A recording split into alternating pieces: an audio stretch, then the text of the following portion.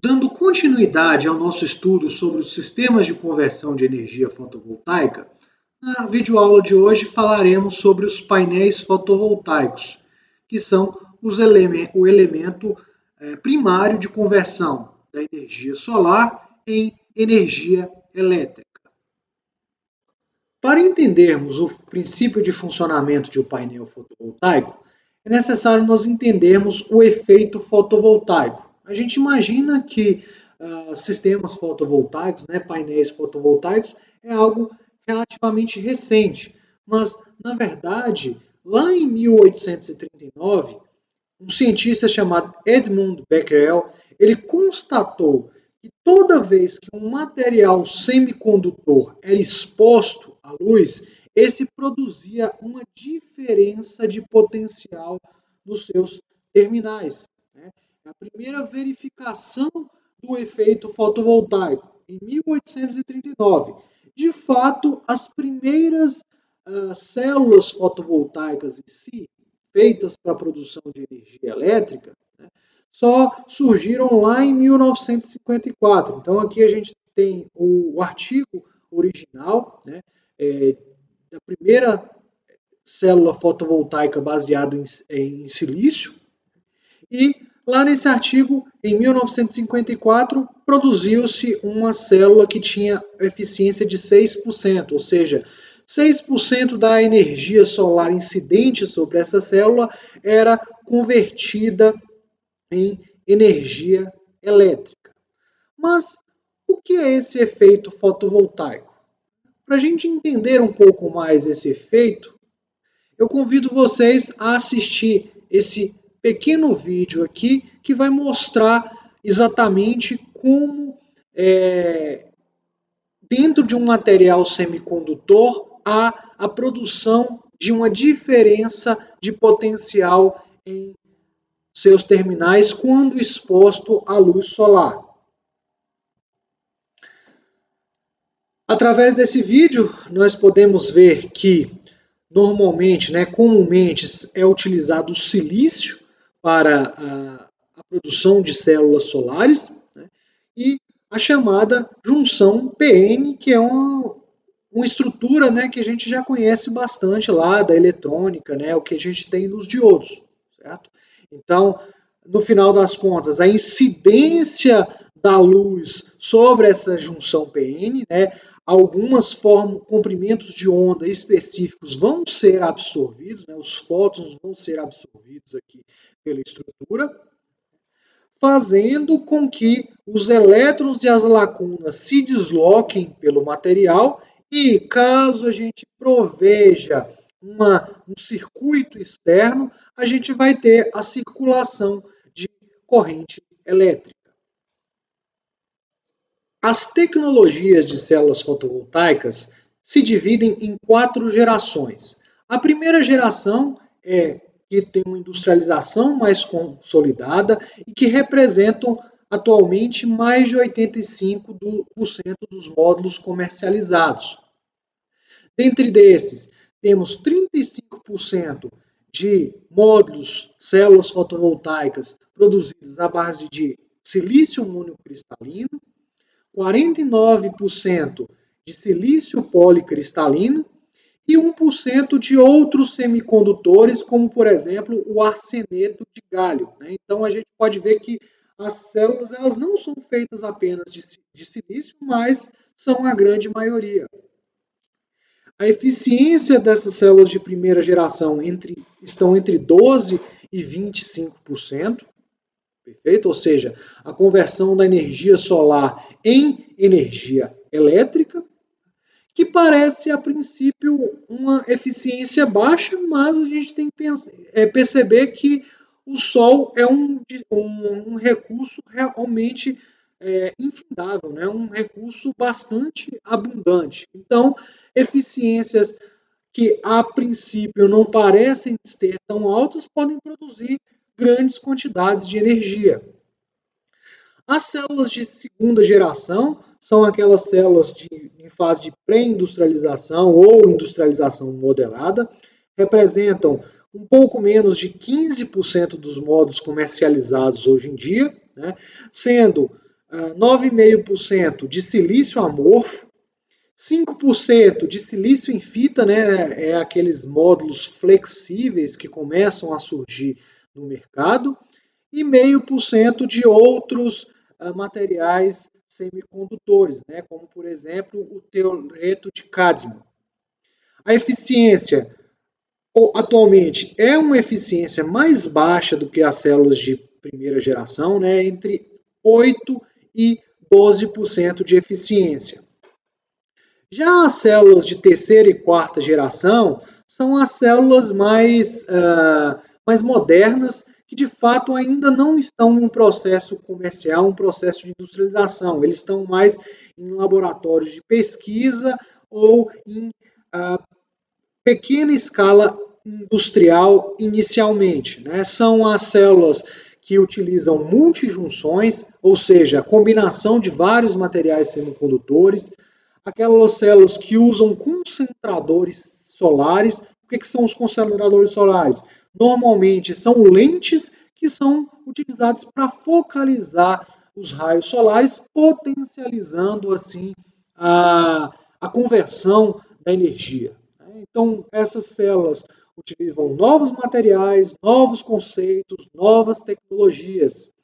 Entre elas, temos as células baseadas em materiais orgânicos, em nanopartículas, nanotubos, né? A gente vê aí, às vezes, surgir falar aí na imprensa, né, que uma tinta foi utilizada com geração fotovoltaica, um vidro totalmente transparente foi construído uma célula fotovoltaica, né? Então são exatamente esses sistemas de terceira e quarta geração que ainda possuem uma eficiência baixa, normalmente abaixo de 7%, e custo alto, ainda em fase de pesquisa, e em alguns casos uma questão é a questão da degradação, ou seja, o tempo de vida útil dessas células.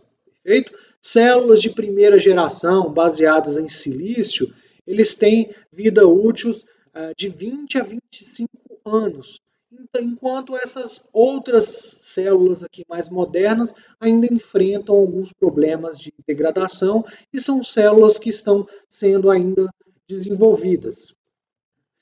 Tem esse gráfico aqui, que eu gosto bastante dele, é um gráfico meio confuso, porque ele combina várias informações.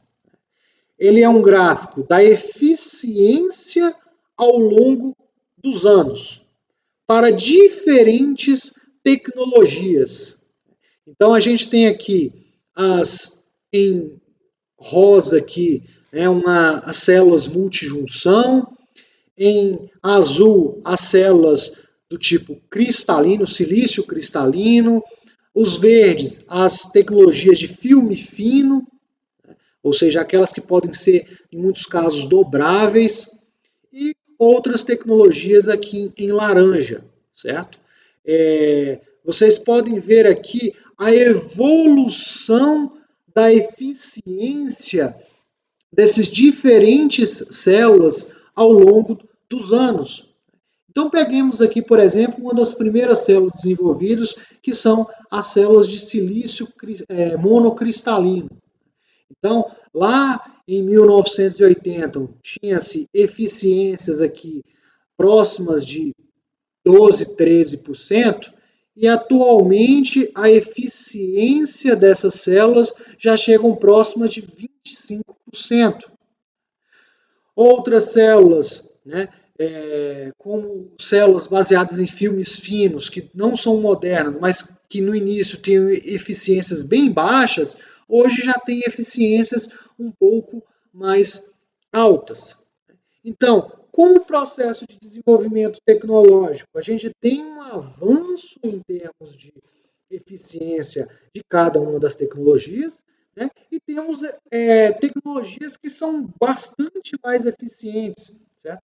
Se a gente pega células de multijunção com concentradores solares, na prática, em laboratório, já foi alcançado eficiências aqui de 46, chegando a quase 50% Este gráfico aqui não representa exatamente o que está disponível no comércio, né? Não são, de fato, as eficiências que podem ter sido obtidas em laboratório, já que algumas dessas células aqui ainda não são células comerciais, mas, a grosso modo, né, como a gente já apresentou, as eficiências têm aumentado, o que contribui ainda mais para a disseminação desse tipo de tecnologia de geração. Por serem as células mais difundidas, vamos nos concentrar nas células fotovoltaicas de primeira geração baseada em silício. O silício é um dos elementos mais abundantes na natureza, chegando a constituir 95% de toda a crosta terrestre na forma de silicatos. Obviamente, nem todo esse silício vai estar disponível para a produção de materiais semicondutores, mas a gente mostra que existe uma abundância muito grande dos silicatos, e, consequentemente, do silício que pode ser extraído. No Brasil, as maiores jazidas de quartzo, elas estão localizadas nos estados de Minas, Goiás e Bahia, e atualmente o Brasil é responsável por 8% da produção mundial de silício.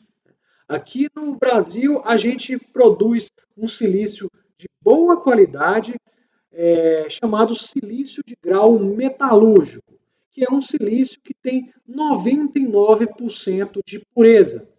No entanto, esse silício ele não é adequado para a produção de células fotovoltaicas. A gente precisa do chamado silício de grau solar. E aqui no Brasil, a gente não tem uma cadeia de produção do silício de grau solar. O que representa isso? Então, vamos entender a cadeia produtiva do silício. Primeiro, a gente tem o silício de grau metalúrgico, esse que a gente tem disponível em abundância aqui no Brasil.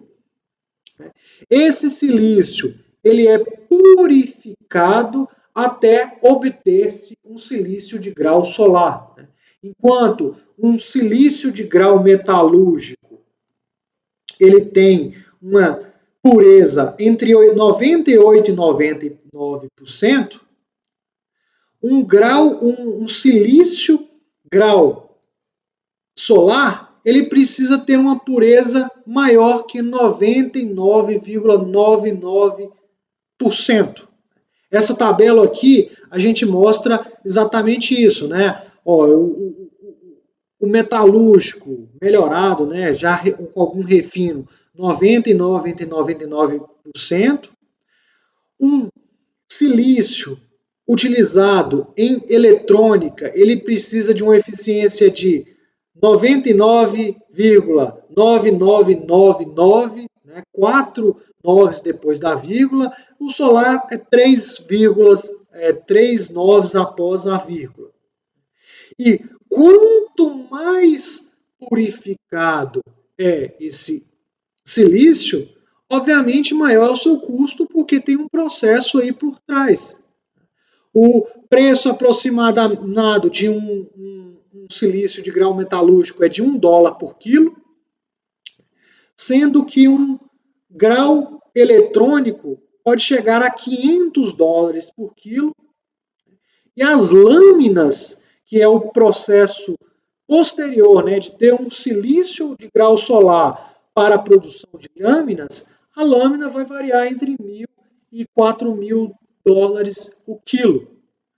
No Brasil, a gente não apenas exporta silício de grau metalúrgico e depois nós importamos as lâminas prontas. Então, fica claro aí a nossa desvantagem nessa cadeia produtiva.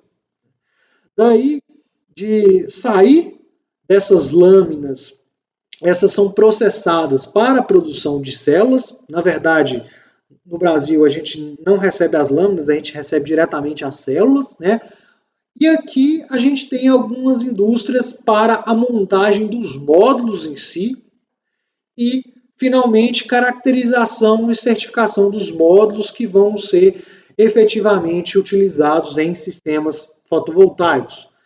Dando uma olhada mais ampla aí nesse processo, né? Então, a gente tem as minas, né? A disponibilidade do silício, que é extraído na forma de lingotes, né? Esses lingotes, eles são fatiados, formando os wafers, né? Que vão posteriormente, né, por um processo de purificação, obter-se um grau solar para a produção das células, que por sua vez vão ser combinadas produzindo um módulo fotovoltaico, né? Quando eu falo de módulo fotovoltaico, a gente está falando do painel em si, e no final das contas, o sistema como um todo, que constitui painéis, sistemas de conversão e por aí vai. Apesar de, na sua utilização, os sistemas fotovoltaicos são sistemas limpos, ou seja, não produzem gases de efeito estufa, não tem baixíssimo impacto ambiental na sua utilização, no processo de produção existe um alto impacto ambiental, né? Existe nesse processo de purificação, são usados materiais químicos, né? É utilizada a energia para fazer esse processamento, então não podemos dizer que é um processo completamente limpo, né? que a energia solar fotovoltaica é completamente limpa, porque na produção dos painéis tem-se resíduos que causam impactos ambientais. A célula fotovoltaica é o elemento básico de conversão de energia. No entanto, uma célula fotovoltaica, ela, quando exposta a uma irradiância, ela vai produzir tensões em seus terminais na faixa de 0,4 volts, atingindo potências aí não maiores do que 1,5 watt. Portanto, essas células elas são combinadas em série ou em paralelo, formando os módulos fotovoltaicos, que aí já vão ter uma potência na faixa de 50 a 100 watts. Por sua vez, os módulos fotovoltaicos, que são combinações de células, vão ser combinados para formar o painel fotovoltaico. Esses painéis fotovoltaicos vão ter potências mais altas, né? Normalmente, painéis atualmente estão aí 280, 350 watts por painel, que ainda assim é uma potência baixa, né? E para suprir cargas, para ter uma produção suficiente de energia, esses painéis fotovoltaicos em si também são associados em um sistema fotovoltaico completo. Quando a gente olha para a estrutura interna de um painel fotovoltaico, a gente vai ter as células. Nessas células, a gente vai ter a junção PN, já discutida anteriormente. É preciso ter os contatos para essa junção PN, ou seja, fazer a conexão elétrica para a extração da energia elétrica, né? Normalmente, utiliza-se uma película antirreflexo, de maneira a que essa junção PN possa absorver o máximo possível de energia do Sol e assim ter nos contatos, né, a diferença de potencial. Perfeito? Então, a qualidade dessas conexões, dessas grelhas de contato e do material PN vão dizer a eficiência, né, vão influenciar na eficiência da célula. E as células elas vão ser combinadas em módulos, né, e, consequentemente, em painéis. Nos painéis, a gente vai ter a combinação de células, a gente vai ter aqui uma estrutura de suporte, né, um vidro ou um poliéster, um EVA, às vezes, para dar suporte a essas células, fitas, né, conexões entre as células e com o sistema externo. Por fora de tudo isso, a gente tem uma moldura, normalmente em alumínio, que vai dar sustentação ao módulo fotovoltaico, ao painel fotovoltaico. Então, fica claro que a gente tem uma tecnologia muito grande ali dentro do painel, certo? Para ter a energia produzida nos seus terminais.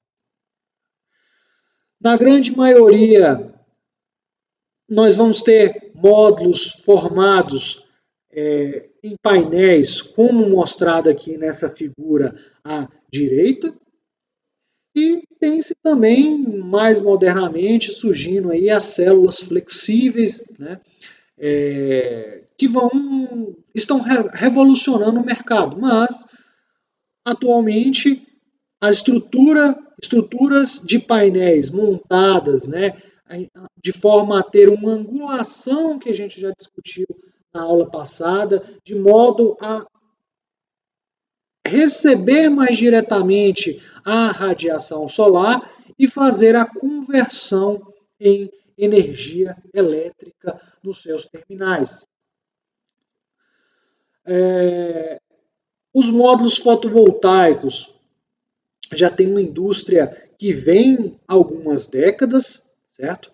E aqui a gente pode mostrar uma curva de aprendizado, né? Uma curva da evolução do custo e dos módulos fotovoltaicos em função da potência acumulada, instalada no mundo. Então, quando a gente estava lá atrás, em 1980, por exemplo, os custos eram extremamente elevados. E à medida que isso foi aumentando, né, a produção de painéis foi aumentando, os custos foram diminuindo. E, mais uma vez, aquele círculo virtuoso que eu já falei várias vezes. Produz mais, o custo cai, produz mais, e aí a coisa vai se realimentando, e é o que a gente vê nos dias de hoje. É uma explosão da utilização de sistemas fotovoltaicos. O nosso elemento de conversão em um sistema fotovoltaico serão os módulos fotovoltaicos ou painéis fotovoltaicos. Vou usar indistintamente essas duas nomenclaturas. A potência de um painel ela é dada normalmente em potência de pico, dado pela unidade watts pico, ômega P. Esse vai representar a potência máxima de um painel fotovoltaico. Mas, obviamente, essa condição máxima ela só vai ser atingida em determinadas condições de irradiância. Então, não tão importante quanto a gente saber a potência de pico é nós sabermos outras características elétricas que caracterizam a funcionalidade do módulo. Aqui nós temos as principais características que normalmente vão estar disponíveis em datasheets dos fabricantes. Vamos observar aqui algumas condições de operação.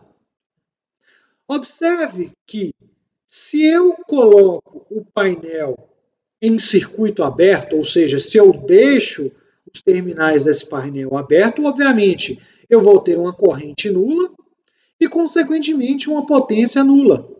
Certo? Essa é a condição que a gente chama condição de circuito aberto. Certo? Se esse painel for irradiado por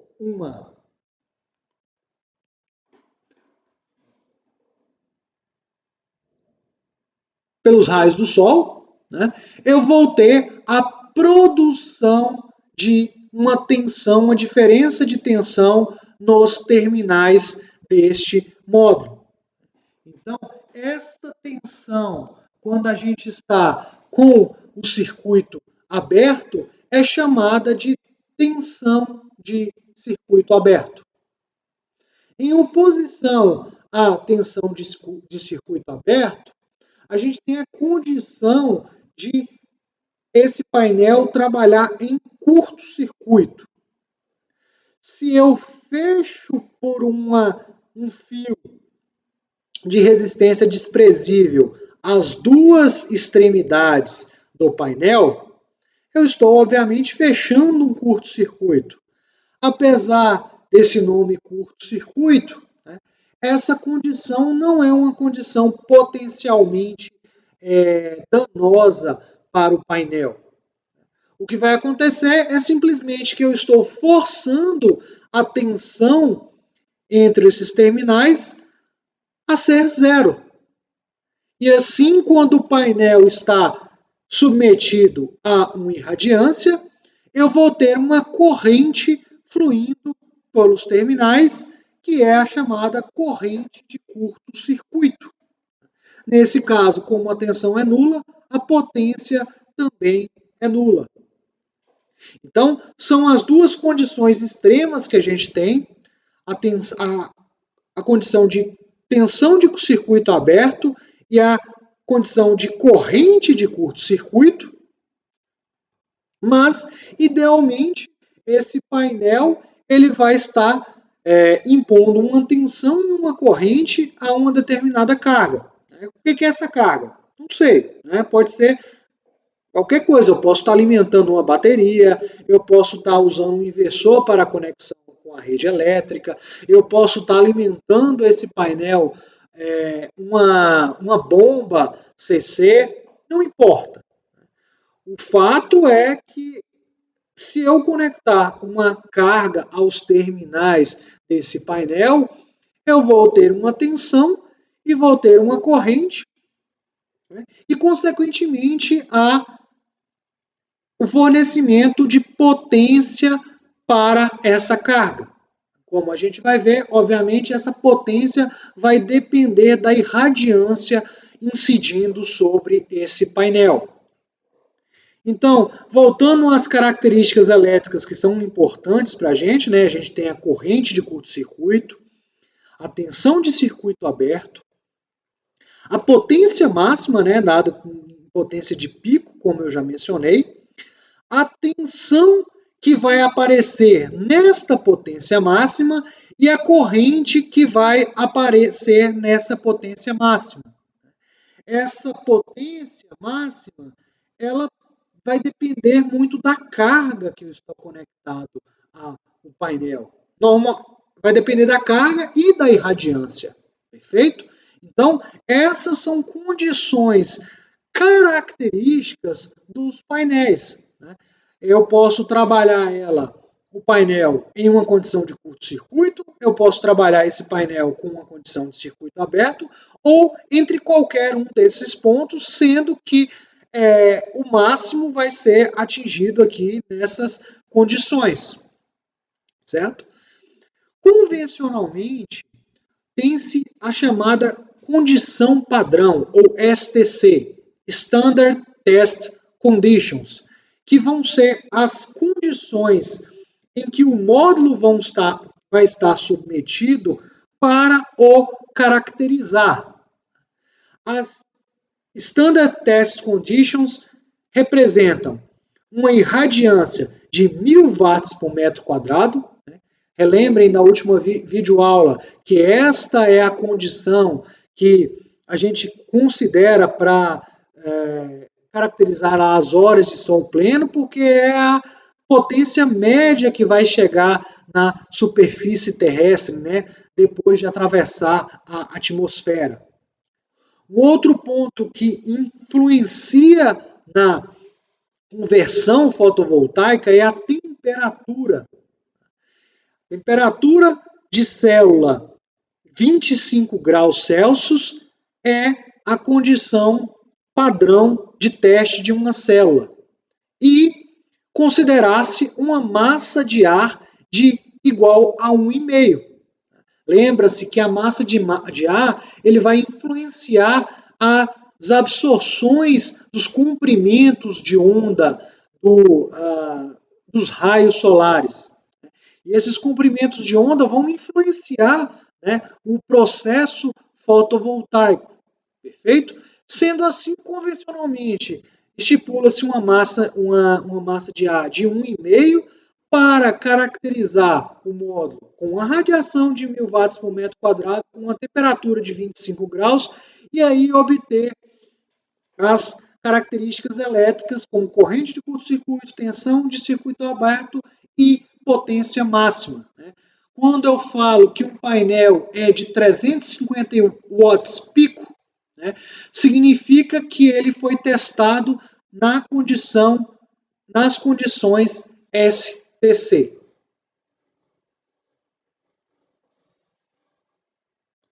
Testando o nosso painel fotovoltaico na STC, a gente pode traçar a curva característica desse painel. Normalmente essa curva é dado corrente em função de tensão, né? E como tensão vezes corrente é a potência, eu posso representar aqui, está representado nesse gráfico, tanto a corrente em função de tensão quanto a potência em função da tensão. Vamos analisar inicialmente a condição de tensão zero. Ora, a condição de tensão zero é a condição em que a gente leva o painel fotovoltaico a trabalhar em curto-circuito. Então, para uma tensão zero, nós vamos ter a corrente de curto-circuito. Então, aqui quando a tensão for zero, nós vamos ter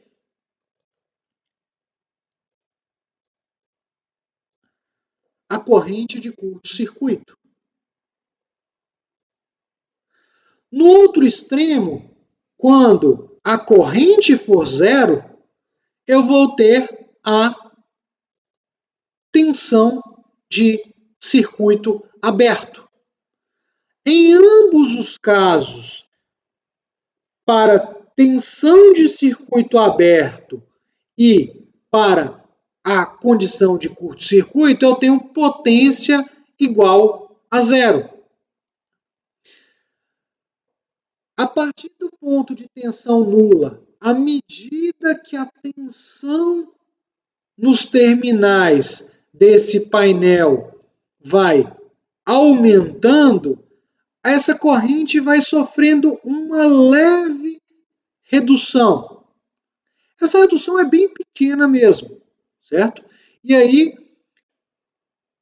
até chegar aqui no ponto em que a potência é máxima. Ora, se a corrente é basicamente constante e a tensão está aumentando, claramente a gente vê que a potência vai aumentando linearmente, certo?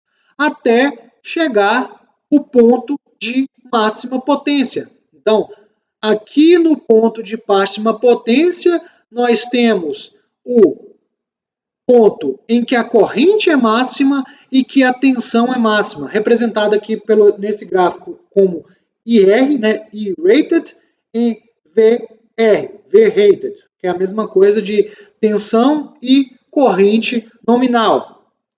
É nesse ponto aqui de inflexão da curva IV. A partir desse ponto, se a tensão continua a aumentar, a corrente começa a cair muito bruscamente, até atingir a tensão de circuito aberto, né? Até a corrente ser zero e a gente ter a tensão de circuito aberto. Se a corrente cai, mais abruptamente do que a tensão, a potência também decresce. Então, a gente pode ver aqui claramente o comportamento característico de um painel fotovoltaico. Abaixo do seu ponto de máxima potência, a gente tem basicamente uma corrente constante. e acima do ponto de potência máxima, essa corrente cai muito abruptamente, a tensão caindo um pouco. E aí a gente vai ter a característica da potência aumentar até atingir um pico máximo e depois decrescer. Perfeito?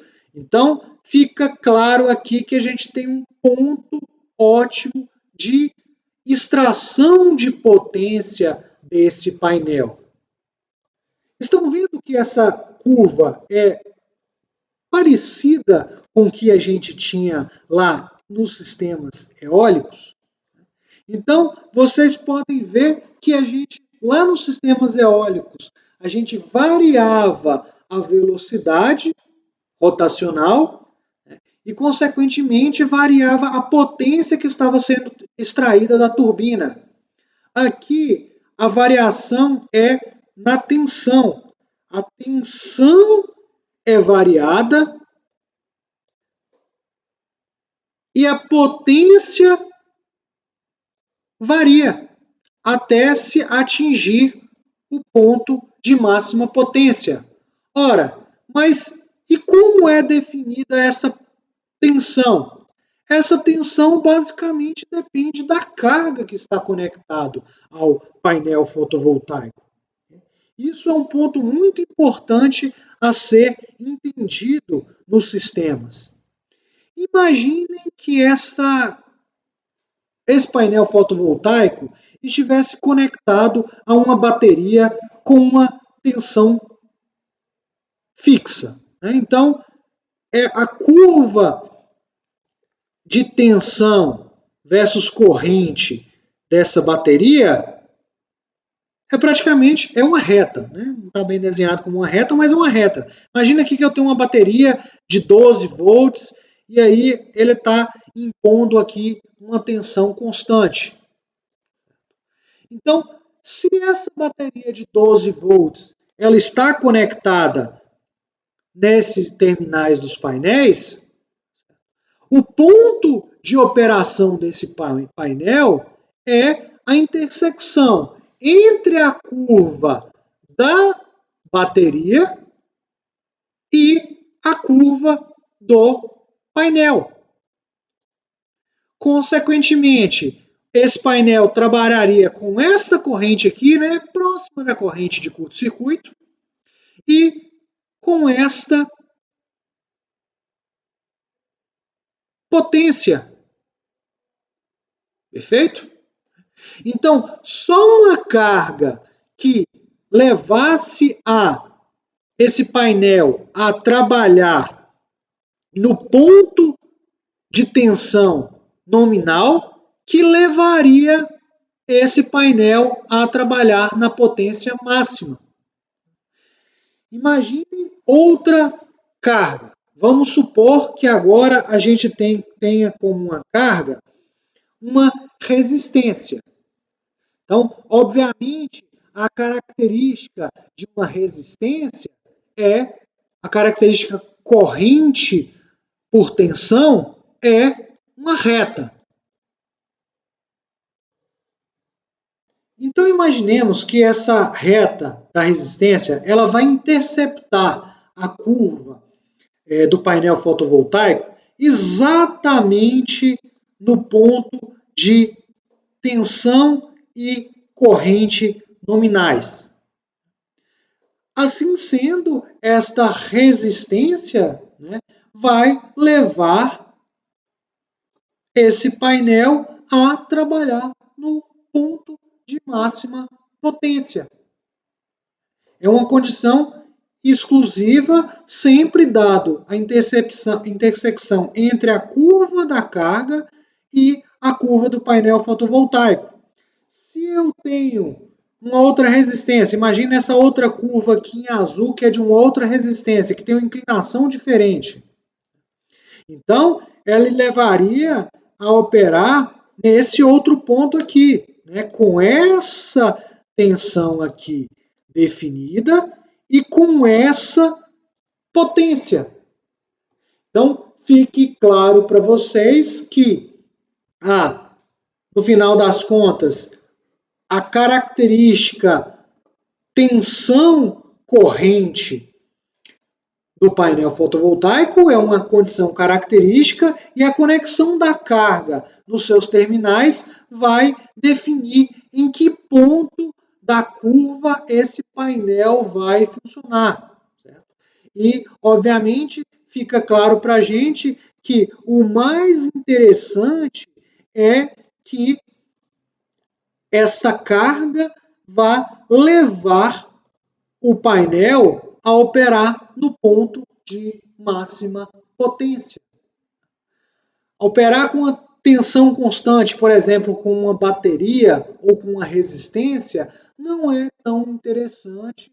E como a gente vai ver nas próximas videoaulas, né, esta operação no ponto de máxima potência vai ser provida através da utilização de um inversor estático. Mas as curvas características de um painel fotovoltaico não é uma curva única. Na verdade, é uma curva que ela pode variar as suas características elétricas dependendo da intensidade luminosa e da temperatura das células. São os dois principais fatores que influenciam a curva característica. Né? Essa curva característica que a gente mostrou aqui seria uma curva, por exemplo, para a STC. Mas, se a intensidade luminosa, ou seja, a irradiância varia, acontece uma mudança na potência disponível, na potência produzida por aquele módulo. A corrente gerada no módulo, ela é basicamente, varia linearmente com o aumento da intensidade luminosa. Se a gente traçar aqui as curvas características de uma célula fotovoltaica para diferentes irradiâncias, vocês observam aqui, ó, 1000 watts por metro quadrado é a STC. Então, eu tenho aqui aproximadamente uma corrente de curto-circuito de 3 amperes para esse exemplo. Ok? Se eu caio essa potência, essa irradiância de 1000 para 500, basicamente essa corrente aqui de curto-circuito vai cair para metade, para 1,5 nesse exemplo.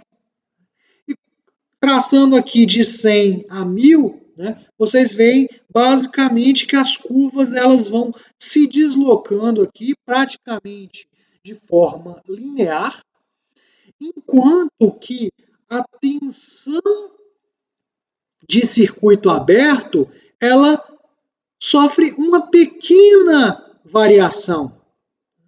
As variações maiores da tensão de circuito aberto é quando a irradiância está bem mais baixa.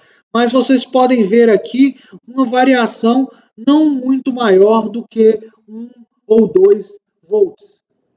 Então, variando-se a irradiância, a intensidade luminosa, a gente tem uma variação proporcional da corrente de curto-circuito e, consequentemente, da corrente gerada. Olha, observem por esse gráfico aqui que a corrente de curto-circuito e a corrente nominal, elas estão muito próximas, certo? Então, se a corrente de curto-circuito abaixa, essa corrente nominal aqui também abaixa, praticamente proporcional com a irradiância. Já a temperatura, ela faz, com o aumento da temperatura, faz com que a eficiência de conversão do módulo caia.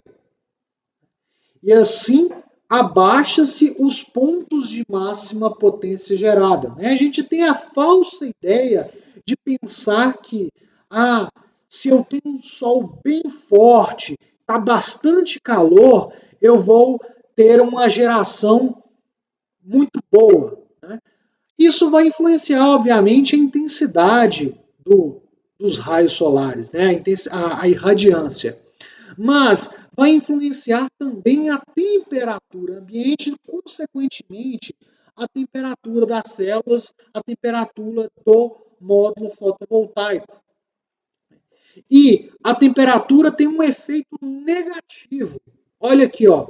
Aqui em pontilhado eu tenho a tensão, a curva característica para o STC, né? Ou seja, 25 graus Celsius. Se essa temperatura cai abaixo de 25 graus Celsius, a tensão de circuito aberto aumenta, e se a temperatura aumenta, a tensão de circuito aberto cai. A tensão de circuito aberto caindo significa que essa tensão nominal aqui também vai ser deslocada. E se ela diminui, a potência máxima desse painel também vai ser reduzida no final das contas. Perfeito? Então, claramente a gente observa que a temperatura não necessariamente tem que estar aquele sol rachando com uma temperatura muito alta para uma boa eficiência de conversão. Às vezes, por exemplo, pode estar uma temperatura muito baixa, né? Por exemplo, acabou de nevar, certo? Então tem aquele solo branco refletindo muito os raios do sol, né? O albedo, como a gente viu anteriormente, incidindo nos painéis e poder ter uma geração muito alta, mesmo em condições de temperaturas muito baixas, né? Condições que pareceriam não ser muito favoráveis. Isso tem a ver com o efeito fotovoltaico, né? O efeito fotovoltaico ele é potencializado com temperaturas mais baixas. Essas curvas características, variando com a irradiância e variando com a temperatura, normalmente são fornecidas no datasheet dos fabricantes do módulo, assim como, na verdade, é fornecido também uma tabela com os aspectos elétricos desse painel.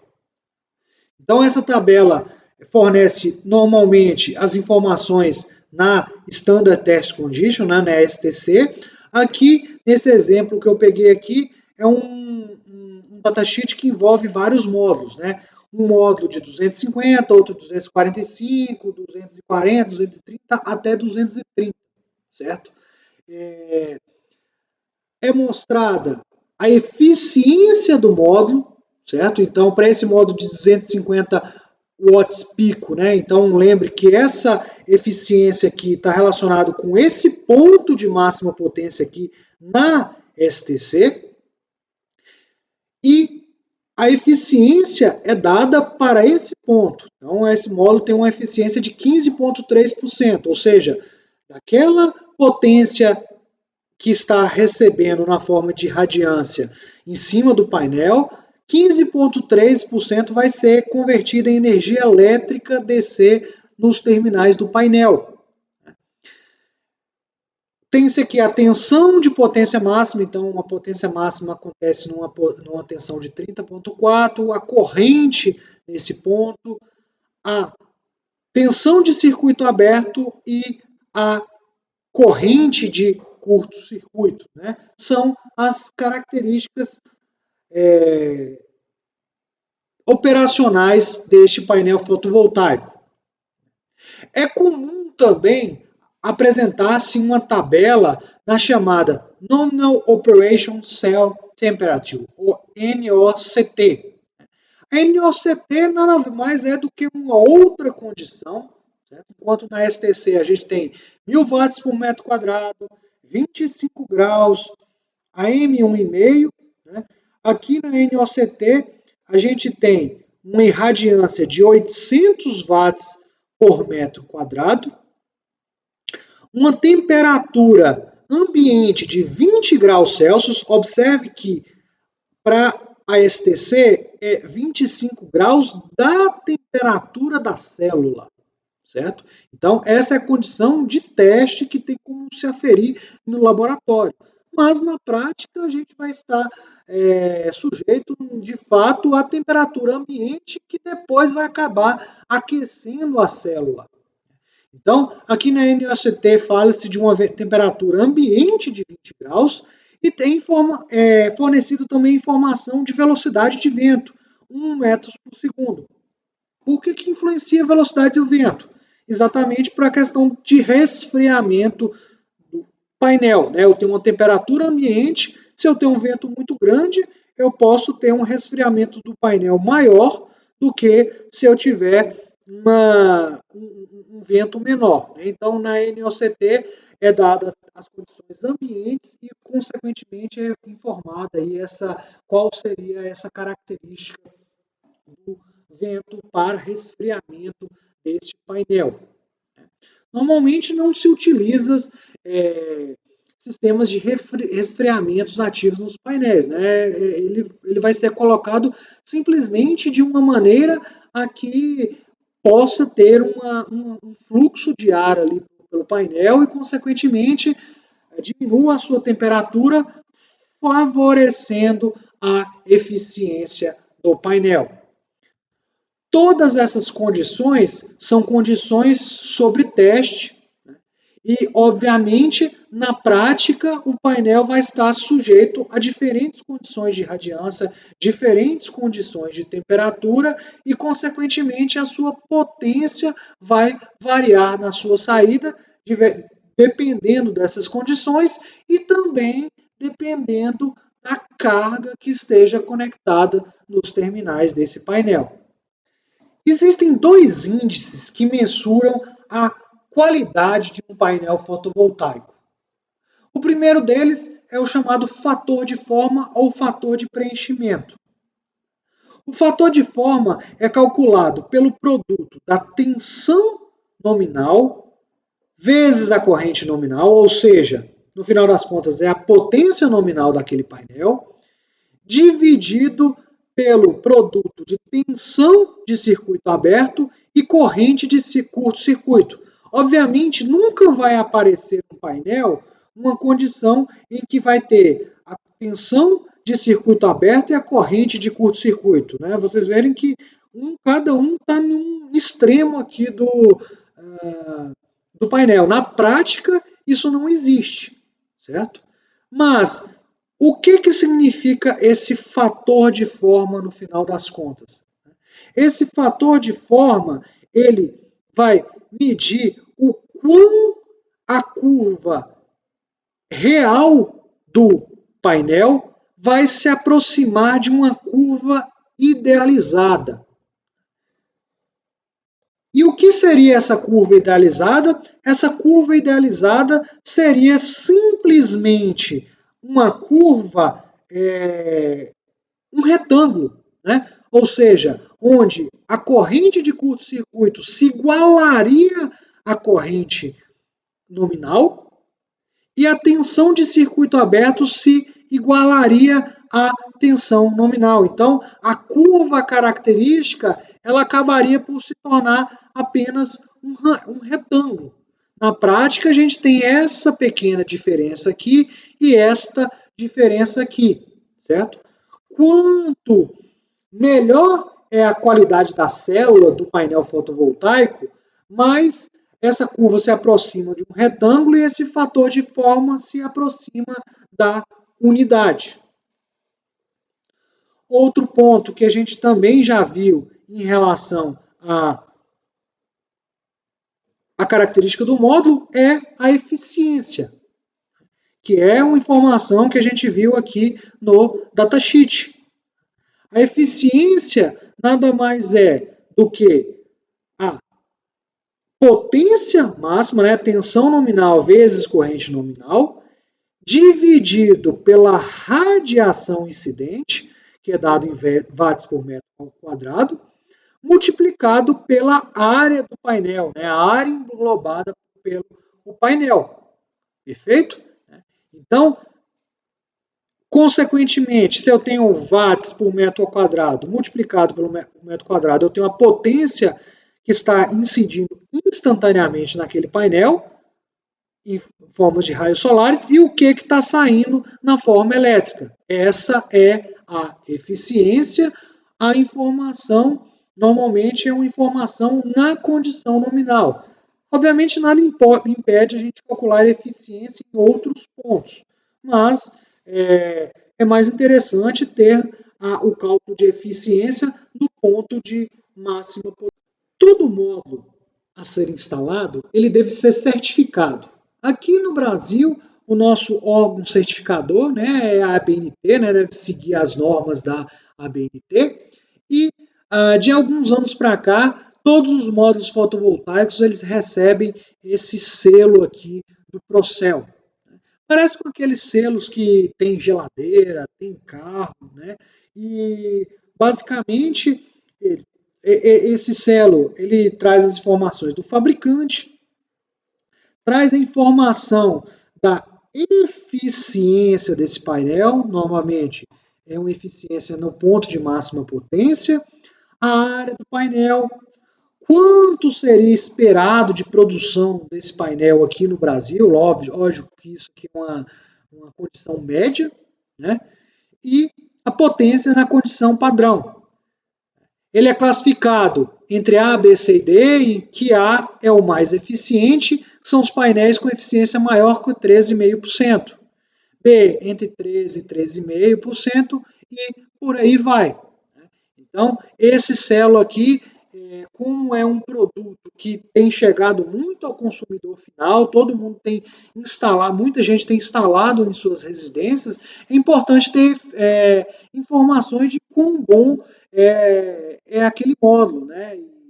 E esse selo do Procel não traz informações muito técnicas, mas traz uma noção da qualidade de eficiência da conversão daquele painel fotovoltaico.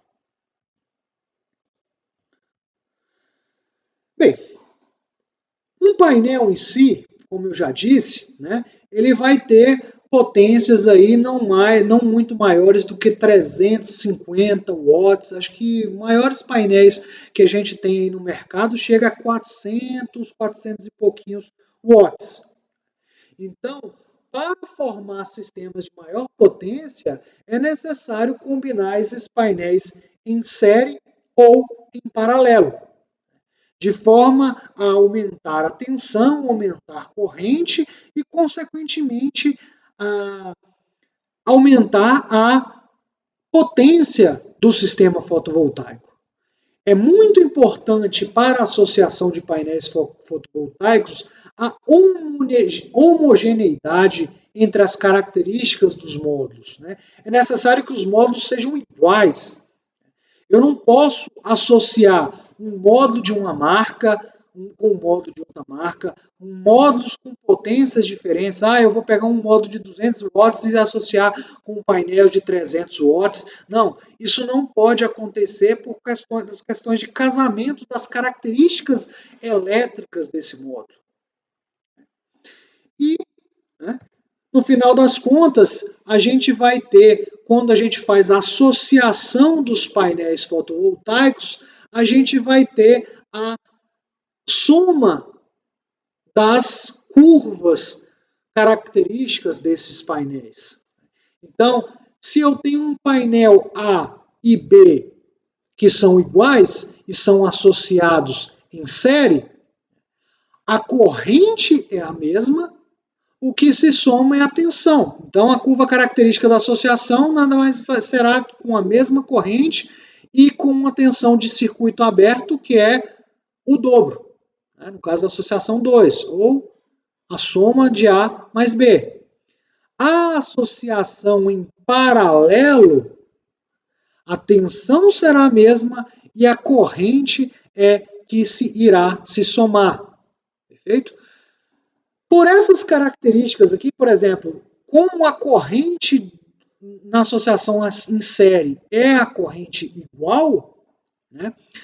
Por isso que eu não posso associar, não é que eu não posso, mas eu não devo, né? Não é recomendado associar módulos diferentes, né? Módulos com potência diferentes, com fabricantes diferentes, significariam ter correntes diferentes. Então, um módulo acabaria por limitar o outro, né? Tanto na conexão em série quanto na conexão em paralelo.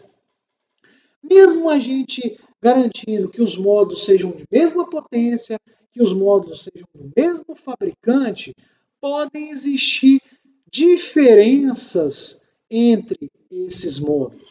Se a gente volta aqui no datasheet, vocês observam que tem aqui, Power Output Tolerance, menos mais 5%. Menos 0 a mais 5%. Ou seja, aquele módulo pode ter mais 5% do que aquela característica que está no datasheet.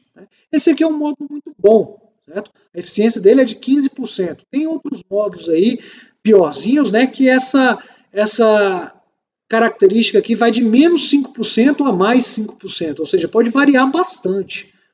E assim sendo, para combinar os painéis fotovoltaicos e não ter problemas nos casamentos elétricos, são utilizados diodos em paralelo com os módulos, chamados de diodos de bypass, e diodos em série com os módulos conectados em paralelo, que são chamados diodos de bloqueio.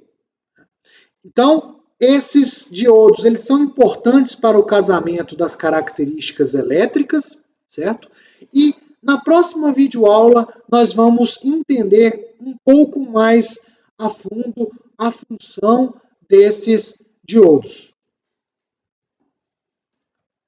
Então, como mencionado, a gente vai ter simplesmente a associação dos painéis em série e em paralelo para mudar corrente, tensões e potências, certo?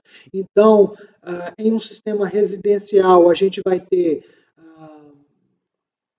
um número aí, até uma dezena de painéis associados, certo? À medida que vai se aumentando a potência dos sistemas, né, vão tendo mais painéis, né? Então, aqui a gente tem um sistema fotovoltaico em cima de um estacionamento, né? Aqui outros estacionamentos, como pode ser visto, painéis fotovoltaicos montados na fachada de um prédio, usinas fotovoltaicas, né, que pode ter algumas megawatts, né? Temos hoje em dia usinas que têm inclusive algumas centenas de megawatts de potência instalada. No final das contas, o elemento básico, o painel, é o mesmo em um sistema residencial ou em um sistema de grande porte. Normalmente, né, como eu disse, a faixa de potência vai estar aí por volta de 300, 350 watts pico. Né? Em usinas não são usados painéis fotovoltaicos maiores, os painéis normalmente são os mesmos. No final das contas, eles vão ser só associados para formar diferentes arranjos. Né? Essa última figura aqui é de um sistema fotovoltaico flutuante, né? Mencionando só isso aqui pelo fato de que um sistema flutuante ele vai estar na água e aí os painéis eles vão ser melhor refrigerados. Né? Então, a eficiência que pode se ter com um sistema como esse pode ser bem maior do que em um sistema em que eu tenho pouca capacidade de refrigeração dos painéis fotovoltaicos. Por fim, como sempre, as nossas leituras recomendadas. Né? A primeira leitura é de um artigo que fala um pouco sobre a cadeia do silício, né? Principalmente as questões nacionais aqui no Brasil. Né? É bem interessante para vocês entenderem como é esse processo aí, desde sair do silício bruto até chegar a um silício de grau solar e depois se transformar no painel, né, em uma perspectiva tecnológica e financeira. E a outra recomendação aqui é no nosso manual de sistemas fotovoltaicos do CEPEL. O assunto da aula de hoje corresponde aos capítulos 3 e 4 para o estudo de vocês. Até mais.